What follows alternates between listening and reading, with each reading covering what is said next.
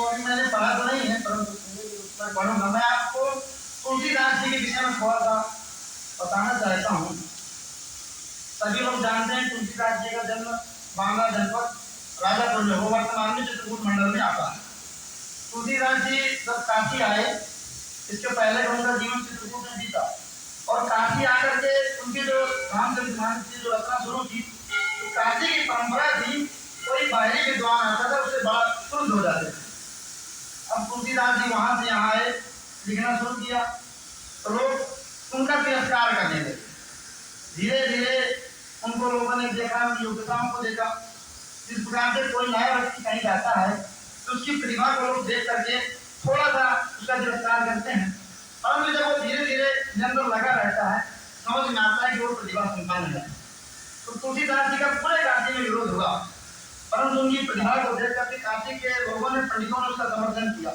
और भगवान तुलसीदास जी ने जब रामचरितमानस लिखी, तो ये प्रत्यक्ष मैंने सुना है, और स्वामी दरबार जी बताते हैं, जब रामचरितमानस लिख गई उसको काशी के विद्वानों ने कहा कि ये अवधी भाषा में है अर्थात हिंदी में है, और बनारस जो ऐसी मतलब ऐसा जगह जहाँ संस्कृत का बोल वाला है, तो कहा कि ये प्रमाणित कैसे होगी कि ये रामचरितमानस आपकी श्रेष्ठ है। कहा गया कि इसको विश्वनाथ मंदिर के अंदर रख दिया जाए, और बहुत सारे ग्रंथों को रखा गया, और उसमें सबसे नीचे रामचरितमानस को रखा गया।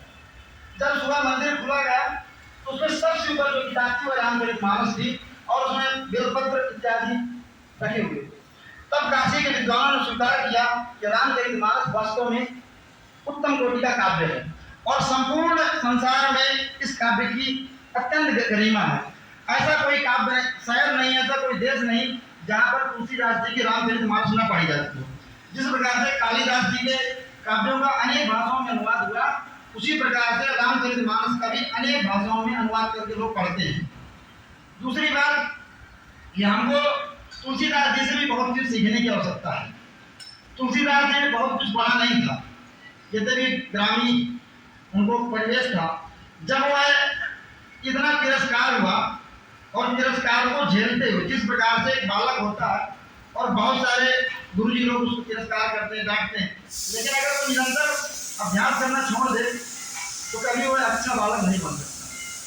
कहने का यह है हमारा कि जिस प्रकार से तुलसीदास जी ने सभी संघर्षों को झेलते हुए, लोग अनेक अनेक प्रकार की बातें बोलते थे, उनके तक काफी आए थे, वो उन सबको पीड़ाओं को झेलते हुए उन्होंने इतना उच्च कोटि का काव्य लिखा।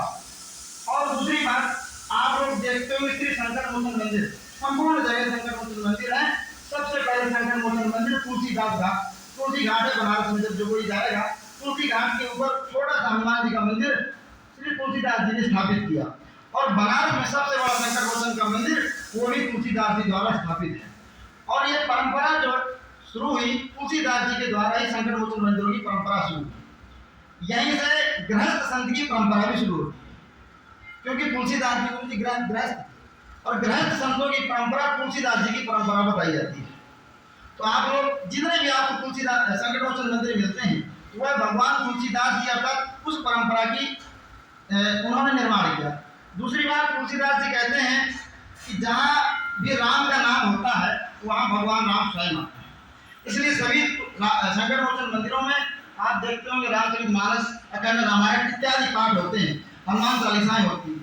तो हनुमान जी ने कहा, तुलसीदास जी को बताया कि जहाँ कहीं पर राम का काज होगा भगवान राम स्वयं वहाँ आएंगे, और उनका इस बात का प्रत्यक्ष दर्शन उनको चित्रकूट में होगा। और उन्होंने पद लिखा, तुलसी चित्रकूट के घाट पर भई संतन की भीड़, तुलसीदास चंदन घिसै तिलक जय रघुवीर।